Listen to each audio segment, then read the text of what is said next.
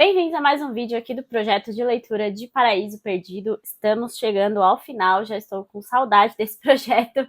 Já estou pensando em que outro livro eu posso fazer aqui no canal nesse formato. Se vocês quiserem deixar sugestões aí nos comentários, podem ficar à vontade, inclusive. Hoje eu estou uniformizada para falar de Paradise Lost, com a minha nova camiseta da marca Literalices e temática aqui com Paraíso Perdido. Inclusive já fica aqui a curiosidade, né, que inicialmente essa primeira capa aqui foi a primeira publicação, então, com 10 livros. Essa era a divisão inicial do John Milton, depois ele fez acréscimos e alterações.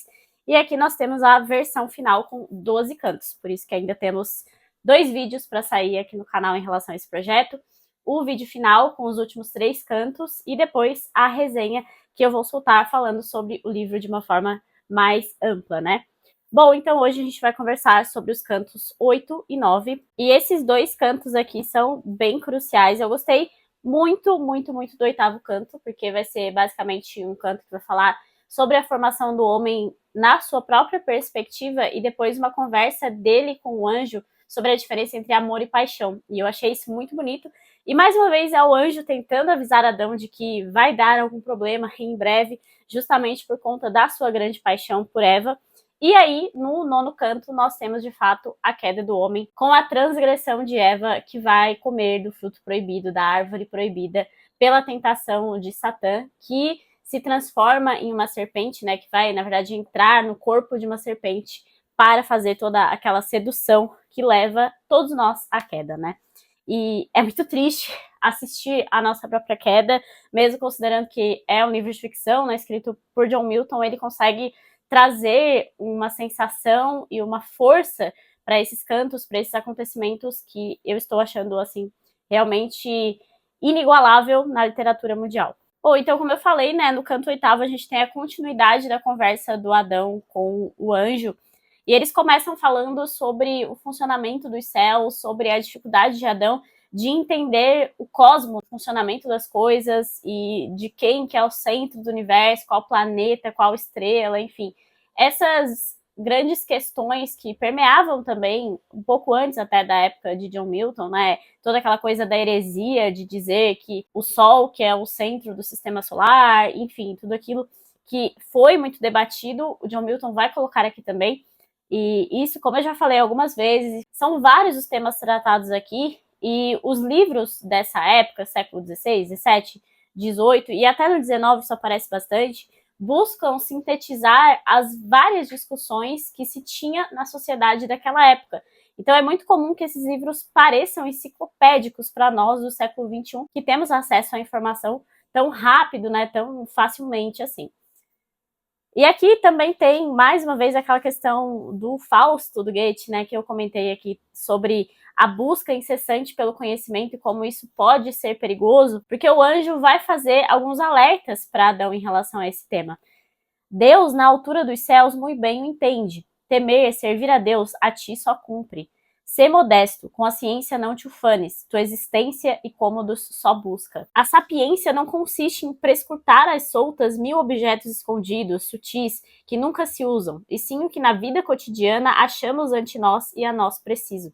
É vaidade, ilusão, loucura o resto. Então aqui tem essa questão novamente de tentar entender tudo, né? Aquele aviso que eu já comentei em outros vídeos também, de que a razão não vai alcançar todos os conhecimentos, a gente nunca vai entender o funcionamento de tudo e alcançar tudo o que o universo pode nos proporcionar, né? Depois dessa conversa, Adão vai expressar ao anjo, né? Ele vai pedir licença para o anjo para contar como que foi a sua própria criação sob o seu ponto de vista. Então ele vai contar como ele apareceu ali naquele jardim, e como ele se sentia só e pediu a Deus que interviesse por ele de alguma forma em relação à sua solidão. E Deus vai avisar a ele que vai planejar alguma coisa que seja um complemento, de fato, ao que complete a vida de Adão, e é aí que surge Eva. E a descrição também que ele dá para esse momento é muito bonita, e ele mostra toda essa paixão e esse amor também que ele nutre já pela Eva desde o início. Pareceu-me tão bela e tão amável que tudo quanto de antes no universo julgara belo, agora o crie mediano.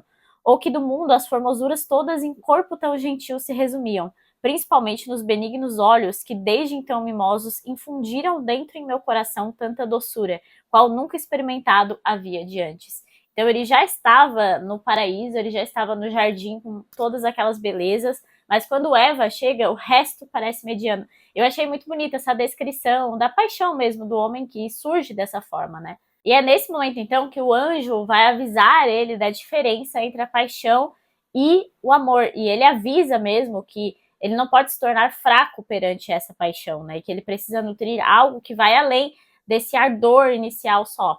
E é muito bonita a forma com que o anjo também narra essa parte. Eu gostei muito, como eu falei, desse canto, né? Eu achei tudo muito bonito. Ama na esposa, sempre estima nela razão, bondade, pundonor, encantos. Tu cumpres teu dever amando-a muito, degradas-te se tens paixão por ela. O verdadeiro amor não se combina da paixão com as danosas turbulências. Do bom senso e razão tudo se firma. Refina o juízo, o coração ilustra. É caminho por onde erguer-te podes ao prazer eternal do amor divino. E essa parte no original é simplesmente sublime, né? Como eu falei, eu busco sempre acompanhar aqui no original pela minha edição da 34, que é bilíngue, porque esses trechos são muito bonitos. Tem uma poesia que é difícil de captar, não importa qual tradução você vai pegar, né? Simplesmente ver o inglês para ver a musicalidade da coisa vale muito a pena, mesmo não entendendo todas as palavras, né? E essa parte vai repetir um pouco quando fala que o amor tudo crê, tudo suporta, e tem toda essa racionalidade no amor. E o que mais me chamou a atenção também nesse aspecto, que ele vai falar sobre a diferença entre o homem e os animais que vivem ali com ele naquele momento, é que o homem é o único capaz de controlar as suas atitudes, diferentemente dos animais, que só vivem na base do instinto. Então a paixão é algo muito mais próximo do instinto, enquanto que o amor é de fato essa escolha e essa coisa consciente que o homem vai sentir pela mulher e vice-versa. Por isso que aqui no inglês fica bem claro, inclusive, essa parte. Not sunk in carnal pleasure, for which cause among the beasts no mate for thee was found. É justamente, então, que o homem não vai conseguir achar uma parceira igual a ele entre todos os outros viventes ali do jardim e só na mulher, porque é necessário ter a racionalidade para encontrar o amor. O último aviso aqui do anjo, nessa parte, é ser constante e feliz, de amar não deixes, mas Deus primeiro, que é somente amado por quem restritamente lhe obedece. E é essa coisa da submissão a Deus, né, e aos desejos, aos desígnios de Deus, que é também muito importante na religião cristã. E é claro que isso também leva a essa discussão, né, de que você precisa amar a Deus para conseguir amar de verdade a pessoa que está ao seu lado também, porque você vai buscar se elevar a Deus quando estiver com ela e procurar a santidade por meio, então, dessa comunhão, por meio dessa sociedade que é feita entre essas duas pessoas, no caso. Bom, partimos então para o nono canto, que aí é o canto da queda, é o canto em que Eva vai ser seduzida pela conversa do Satã. E a gente já falou várias vezes aqui nesse projeto sobre Satã ter essa retórica muito avançada, e John Milton vai colocar isso nesse personagem. Inclusive, muitos críticos vão analisar essa sedução do Satã para com Adão e Eva como também uma sedução para o próprio leitor, né? Porque a gente vai se envolvendo na conversa do Satã. E o início desse canto vai remeter também à Ilíada, Odisseia e Eneida. Ele vai colocar referências explícitas aqui a essas três grandes epopeias também do mundo antigo. Só que ele vai fazer uma leve crítica aqui, dizendo que meu gênio não me induz a cantar guerras, até que único assunto crido heróico. Então ele vai falar justamente que essas grandes epopeias tratavam sobre guerras, né? E inclusive com partes bastante visuais mesmo, né? Na Ilíada tem trechos assim que parece que a gente tá vendo um filme de guerra, porque é uma coisa super visual. E ele faz essa crítica e justifica também, né, que está utilizando esse outro tema que ele acha mais sublime para ser o objeto de um poema, né? E aqui tem uma cena também bem marcante que Satã vai avistar esse jardim novamente, né? Ele vai voltar ali e vai avistar os dois conversando. E ele tem um momento de deslumbramento, assim. Ele até recua um pouco em agir, porque ele fica deslumbrado com a beleza daquilo tudo. Só que ele se lembra que ele nunca mais vai reinar e viver em nenhum lugar que não seja o inferno. Então volta toda aquela vingança, né? O sentimento de vingança que ele já está trazendo aqui desde o primeiro canto. Trabalharei por seduzir esse ente para quem feito foi o inteiro mundo, a fim que ele a si próprio se acarrete sua perda total e nela envolva. É justamente o que acontece, né? Então é importante ter isso em vista, que tem a sedução do Satã, e que parece algo difícil de negar, mas que quem causa a queda é o próprio homem com as suas próprias atitudes. A forma que o John Milton fez aqui para os dois se separarem e para Eva ser o objeto da queda é muito interessante também, muito realista, na minha opinião. Porque, primeiro, eles vão buscar dividir os trabalhos, isso é uma ideia de Eva. Eva acorda naquele dia e tem a ideia de dividirem os trabalhos em lugares diferentes do jardim, porque ela acha que eles ficam muito tempo trabalhando no jardim, porque eles ainda estão sozinhos, né? Não têm filhos. Então, por ter muito trabalho e por querer mais tempo de ócio, Eva vai propor que eles se dividam.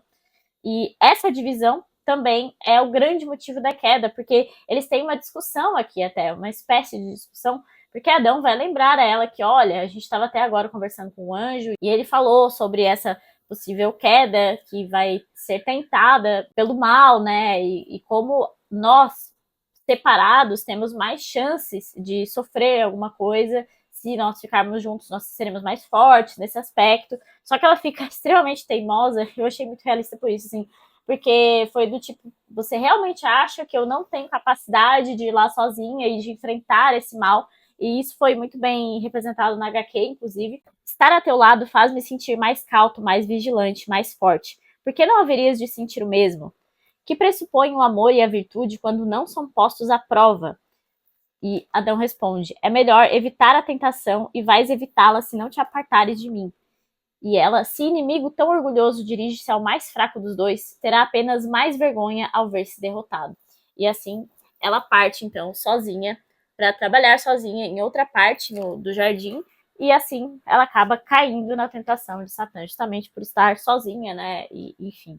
E nessa discussão também fica claro que aquela divisão do homem ser mais próximo da razão e a mulher mais próxima da emoção, eu senti um pouco que John Milton tenha deixado isso um pouco nas entrelinhas também, por meio dessa discussão dos dois. Bom, então Eva está sozinha e vai aparecer justamente a serpente, que está possuída pelo diabo naquele momento, por Satã, e a serpente vai começar a falar com ela, inicialmente vai buscar a vaidade de Eva, porque vai falar como é triste, né, que o mundo seja tão vasto, que tenha tantas coisas no universo, mas que somente um homem pode adorá-la e pode ver quão bela ela é, porque ela é o ser mais belo que aquela serpente já viu, mais sábio. Então vai utilizar bastante desse elemento da vaidade da Eva. E o principal argumento que Satã vai usar é o fato da cobra estar falando com ela. Então ela fica muito espantada, porque um animal está falando, né, e parece ter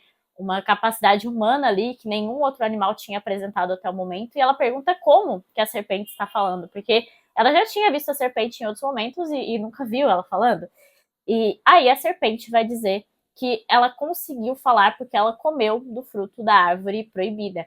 E comer do fruto daquela árvore fez justamente com que a serpente tivesse consciência, tivesse inteligência, ou seja, mais uma vez brincando com a vaidade de Eva. Então, a serpente vai deixar claro que se Eva comesse daquele fruto, ela ia ter ainda mais conhecimento e ela poderia se igualar a Deus.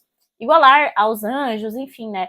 Estar mais próxima do divino. E isso é muito sedutor para Eva, que fica muito curiosa. Ela até vai ter assim um momento de reticência em relação a comer daquela árvore, porque ela sabe que é proibida, mas ela já pensa: bom, a serpente comeu do fruto daquela árvore, mas não morreu. E Deus sempre avisou que o que ia acontecer conosco seria a morte. Então, se a serpente não morreu, eu também não vou morrer. E de quebra eu terei mais conhecimento, serei praticamente uma deusa. E aí ela cai na tentação e come do fruto. No momento que ela come, o universo parece assim estremecer e dar trovões no céu, uma coisa assim bem cinematográfica por parte do John Milton também. E depois que ela come, a serpente vai fugir. E nesse momento ela começa a pensar se vai dividir todo esse conhecimento com Adão ou não. E mais uma vez a gente consegue observar o mal entrando nela, porque o pensamento dela é o seguinte: se acaso eu morrer, eu não sei se eu vou morrer, espero que não, mas se eu morrer porque eu fiz isso, Adão pode acabar tendo outra esposa no futuro, ele vai ser imortal, então eu preciso que ele esteja em pé de igualdade comigo. E é assim que ela vai seduzi-lo com essa ideia. Ele também vai ficar muito reticente, vai ficar muito decepcionado, mas ele fala que ele prometeu ser fiel a ela, ser igual a ela em todos os aspectos, então ele necessariamente vai ter que cair com ela. E aí tem um pouco desse aspecto também da paixão que o anjo comentou, que o anjo tentou alertá-lo no último canto, né? Então ele faz tudo por ela de uma forma que, se ela vai cair, ele vai cair também. Antes a morte preferir declaras, ou tudo que em horror a morte exceda, a separar-te da querida esposa.